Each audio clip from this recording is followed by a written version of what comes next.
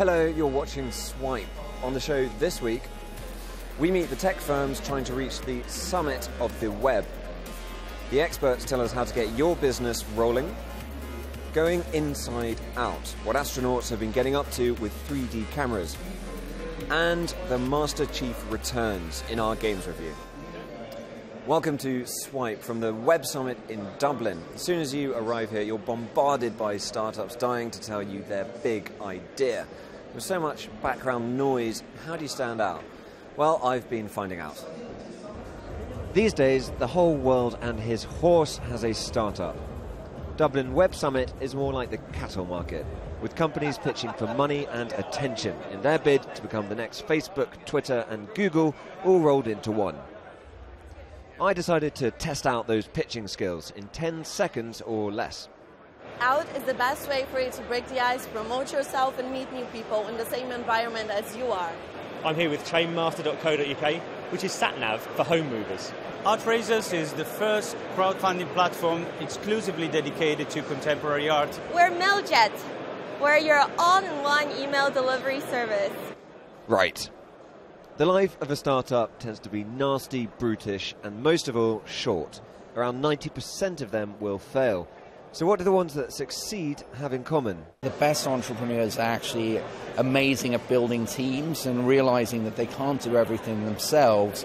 And actually the only way to really scale an organization is to surround yourself with amazing people who are world-class in all of the different areas.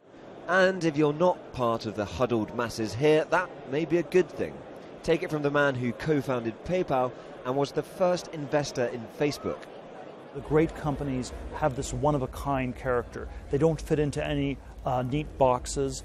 And in fact, if you can fit the company too easily into a box, then it often is undifferentiated. So if you're the 4th online pet food company or the 10th thin film solar panel company, that often means that you haven't really figured out a way to differentiate yourself. So I find myself always very skeptical of buzzwords. When you hear big data, when you hear cloud computing, you should just think fraud.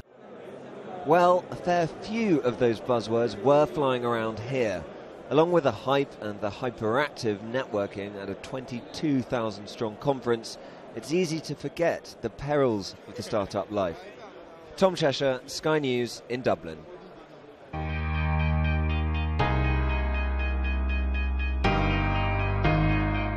I'm joined by someone who's been there, done it all, and got through the other side very successfully. Michael Acton-Smith, who's the founder of Mind Candy, the creator of Moshi Monsters, Pop Jam, and World of Warriors. So, Michael, we've been speaking to the people trying just at the start of the journey. What advice would you give to anyone starting out now? Yeah, well, I mean, first of all, what an amazing atmosphere here. The energy is incredible. This is like the Woodstock of our generation. So much advice to give. Over the 10 years we've been building Mind Candy. I think, first of all, make sure you're passionate about your idea. You're going to be spending a lot of time on it. Obsessed, it might be a better word. Secondly, move really fast. Iterate, tweak, take data and improve. And then finally, research as much as you can.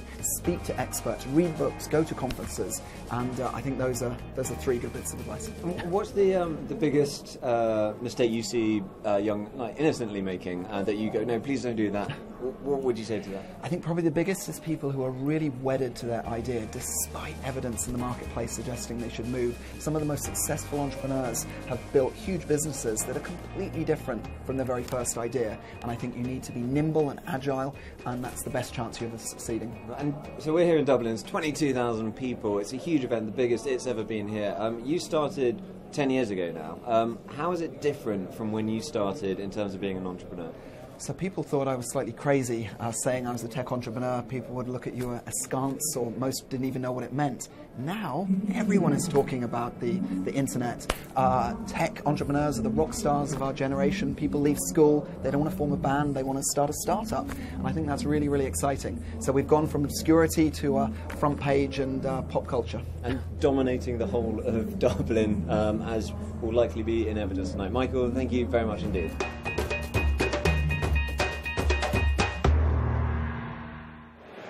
You're watching Swipe. Later in the show, we answer the call of duty in our games review. But first, here's Gemma with a roundup of anything you might have missed in the last few days. Thanks, Tom. And we kick off with a penguin infiltration operation. A remote-controlled rover disguised as an emperor penguin chick has been used to stealthily observe a group of the notoriously shy birds in Antarctica. And it seems they accepted the fairy toy on wheels as one of their own, even trying to communicate with it. Scientists led by the University of Strasbourg created the robot chick and published the research in the journal Nature Methods. Apple, Sony and Panasonic lead the way with nominations for this year's O2 PocketLint Gadget Awards. The giants each have 4 devices listed across the categories, including the iPhone 6, the PS4 and Panasonic's Lumix LX100 camera. The awards take place in London later this month. Now, WhatsApp users, have you noticed those new blue ticks? The marks, which appear bottom right of your sent message, tell you when it's been seen. Many users had previously believed double grey ticks meant the recipient had read the message, but the company says that only means the message has been delivered. You can now also long press on a message to get info on what time it was read. And now for some bizarre video that emerged online from NASA this week. This is the view from a 3D camera that astronauts inserted into a water bubble.